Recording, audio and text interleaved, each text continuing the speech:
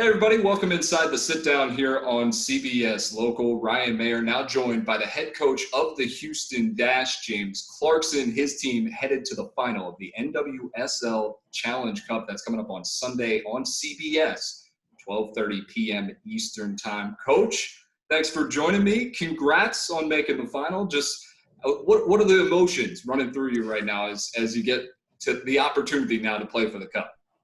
Yeah, it's really exciting, and I'm excited for the players and the effort that they've put in that people don't see. Everything that we've been through over the last 8-10 weeks has been incredible. It's been an incredible journey, and even while we've been here for the 3 weeks, we're now into our 4th week.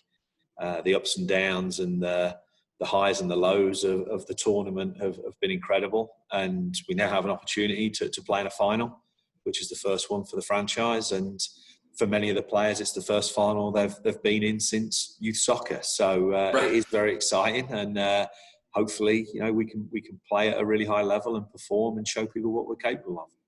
Now, I want to start first with the semifinal, because I know over the last couple of matches, there just weren't enough finishing touches put in the final third, and it seemed that the offense really got going just a little bit more. What do you think was really the big key for your team there in being able to open up and find some more of those opportunities? I'm still disappointed that we didn't score more goals. It has been an issue. We started the tournament off well. We scored 5 goals in the first 2 games. Then we went on a barren run and we didn't score at all. So to score in open play, even though it was off initially a set play, was good. But I was very pleased with the opportunities that we created. But again, it's still it's the final ball. It's a little bit of composure in the final third. And, these games now when they're knockout, it's a different feel. It's a different format than the usual league play. So there's a lot more at stake, and, the players know that. So the stress levels are much higher.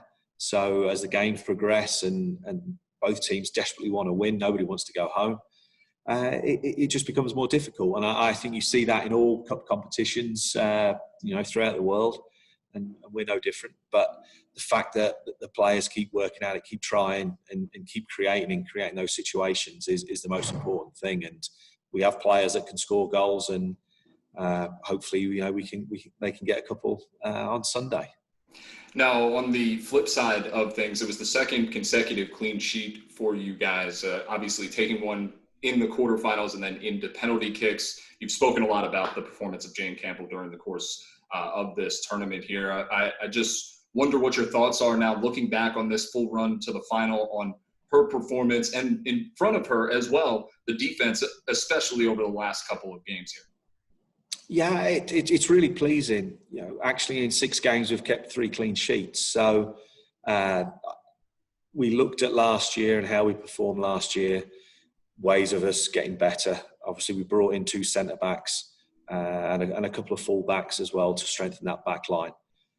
So it was clearly an area that we had to improve on. And I even said to the players before the tournament, if we can have a positive goal difference, we'll win the tournament. And we're at 0 at the moment. So if we can win on Sunday, then I will have been proven right, and we'll get there. But for us, where we are and how we're trying to develop and get better, I think the foundation of everything has to start with us defensively. And it's not just Jane or the back 4. It's all 11 players on the field, from the front all the way back. And I think if you look at Rachel plays up front on her own, and the effort and the commitment she puts in off the ball to disrupt the other team's build-up, and how we can win it and how we've won it in certain areas to be able to counter-attack, it's been vitally important for us. So collectively, we changed some big personnel in the lineup, and we've finally got to a stage where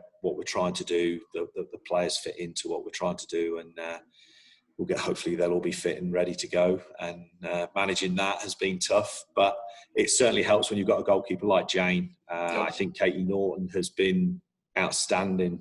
She's played every single minute of every game. She's been huge for us back there.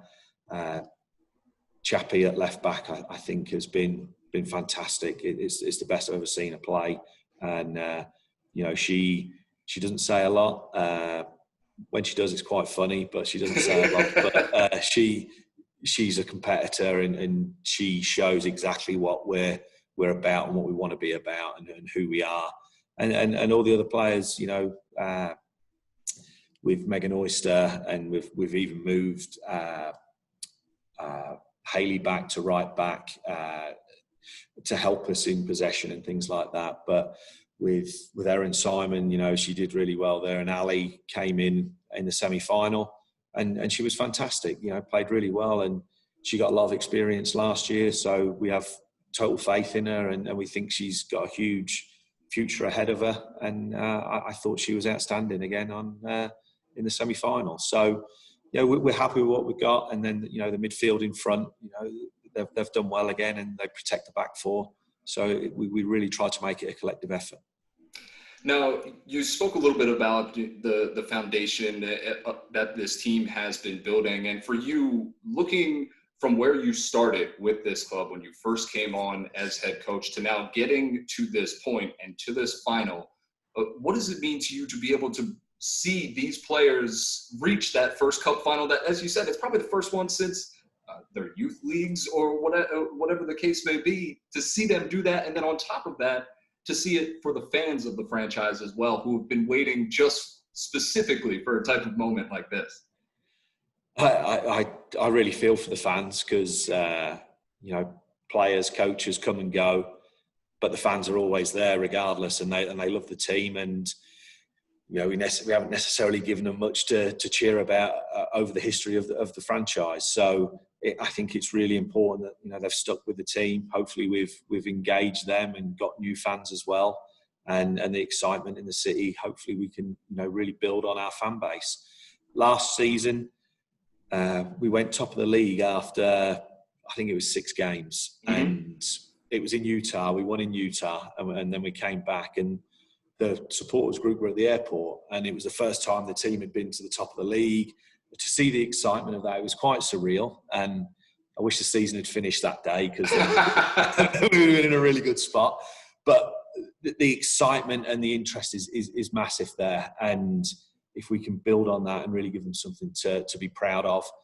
Obviously, Houston's going through a tough time at the moment, and it's a nice distraction for them to get behind and really support the team. And we appreciate the fans so much. They've been buying coffee and some meals and things like that, and all these touches are incredible, and it means so much to the players and the staff. So we really want to represent them, the city, and do everything we can to win.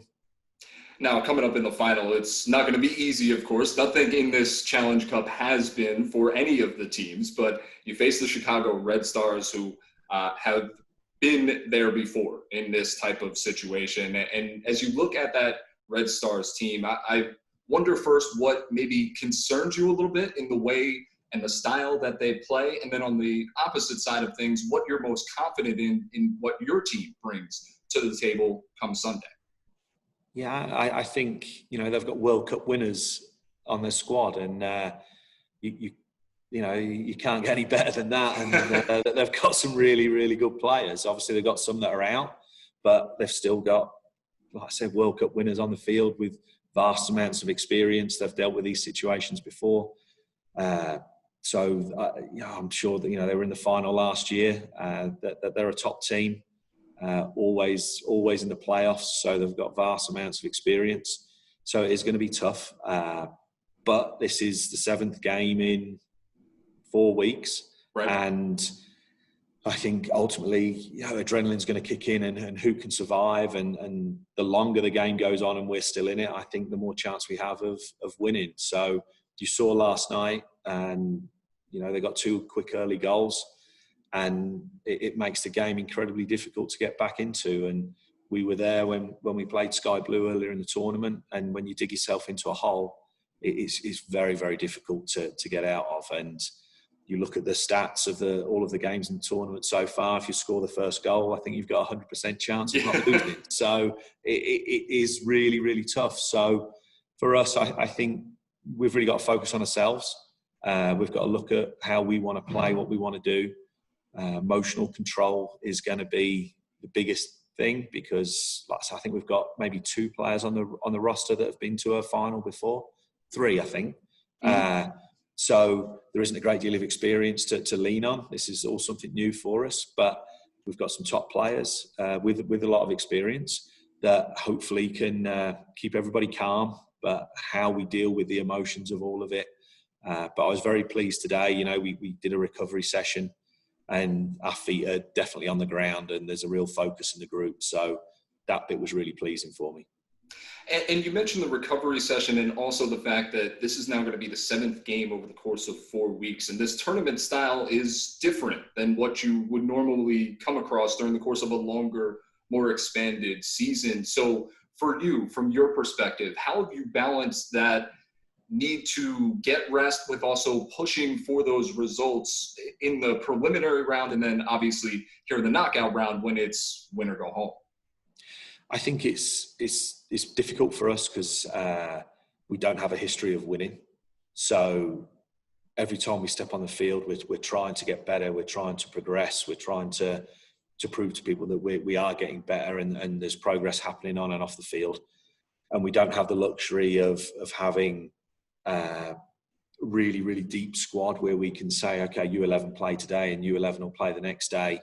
And win, lose or draw, it doesn't matter because the perception is, you know, you look at other than North Carolina who were doing incredibly well, but Chicago have rested all of their players in at least one game. Portland have done the same, but those franchises have a history of success and of winning, and whether you want to call it development or you just resting them, or however you want to word it, if we do that and we get beat 4-0, then it's, well, the Dash are the same old Dash and they're useless. And so we're constantly having to build what we're trying to do, protect the progress that we have made, because we're trying to establish a whole new identity for the team, for the players, and we want to be successful. So managing those minutes was really important, but we knew this coming in. So our preparation, I think we're fortunate being in Houston with the weather.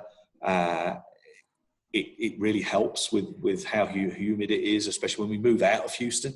Yep. I don't think it's as much a home field advantage as people think because we're in it every day. But when we come to a different climate, a different environment, I think you can see we've arguably been the fittest team here. And that blends with how we want to play, the style of soccer that we've been implementing. And this is all a building process, and part of getting better is dealing with these situations, dealing with stress, dealing with knockout situations. So when it happens in the future, we'll be able to lean on this experience and go, hey, remember this last time? We'll know what to do, what we won't do, and hopefully, we continue to be in these situations in the future. Now, I want to take things off field here for a second, and you don't have a ton of free time, I'm sure, but you're still in Utah in this bubble scenario where you're not able to really leave the hotel other than to go to practice and games. How you been keeping yourself entertained? I think that's the biggest, that was the biggest thing we underestimated in the whole participation of this tournament, was the mental load of just being in a hotel room. Thankfully, I've matured because a younger me would have handled it totally different. So it's very tough. I've been on lots of walks around parking lots just to get outside. But we hit the wall after 2 weeks and we struggled for a few days, but it was just being put in that hotel room constantly. The players have been outstanding. Their discipline off the field has been fantastic. We haven't had any issues with them sneaking out or trying to do anything that they shouldn't be doing. They've been incredibly professional, and that's made the whole situation a lot easier. But it's not just the players that are here, it's the support staff, it's the technical staff, it's everybody that's involved. And, like tomorrow we've got the day off where we shut everything down. We don't see anybody. There's no meetings, there's no communication. It's just let's avoid one another and get away from it, recharge. Then we'll come back in for Saturday and get ready for the game on Sunday. But we've done a lot of meditation. Okay. We've done that as a group in meetings and after training. And I don't think the players get enough time to just disconnect from everything. and we do it in 5-minute bouts, and we concentrate on our breathing and relaxation, and how to separate our emotions and deal with the present and not worry about outside influences and things like that. And that's been very helpful. And I think some of them probably laugh and just go through the motions, but I do know some of them actually have taken to it and are doing it. So little things like that. But we spent so much time in lockdown.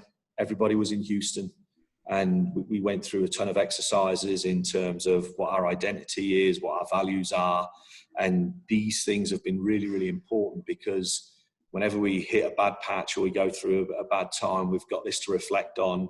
We can go back to this is who we are. These are our values. This is what's important to us, and we can reset and then get refocused and go back on. So a lot of work in the preparation has hopefully paid off, and we'll see us through the next 4 days. Now, staying off the field, before any of this, prior to the season, one of the big news items for the team was a new jersey sponsor and a new partnership with MD Anderson Cancer Center. And from your perspective, just what does it mean to you personally to have that partnership and that sponsorship with an organization that is continuing in its mission to get rid of a disease that has affected so many lives? Yeah, it's incredible. We're huge supporters, and we're really grateful that it's on the jersey. I think pretty much everybody on the team's been affected by it one way or the other. And I lost my dad last year through it, and it's really tough. So it's an identity that we can all relate to. It's a cause that's really worth fighting for, and these qualities that you see of people that have survived it, they have that fighting spirit. They have a real determination not to give in. And hopefully we're reflecting that as a team, and that's what we want to be about. So it's a great partnership. We love it. And hopefully we're making some people happy back in Houston.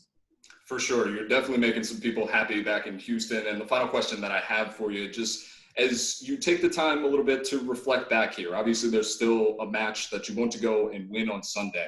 But when you look at your team prior to the tournament and at this point, what is the biggest area of growth that you've seen from them, either on the field or off it, as people, as human beings interacting with each other and this situation as a whole?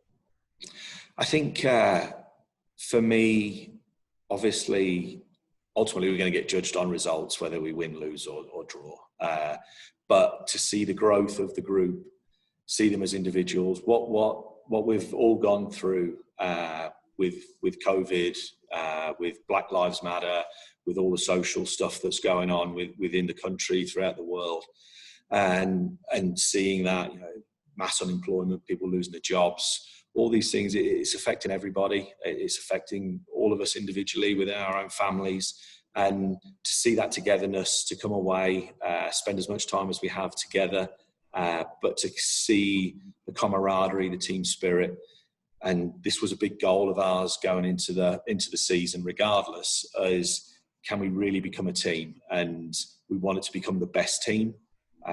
We may not necessarily have the best players, but if we have the strongest team and we can become the best team, this is something that we can control. This will give us that extra 10% that can turn those losses into draws or wins, and those draws into wins, and then we can be really successful.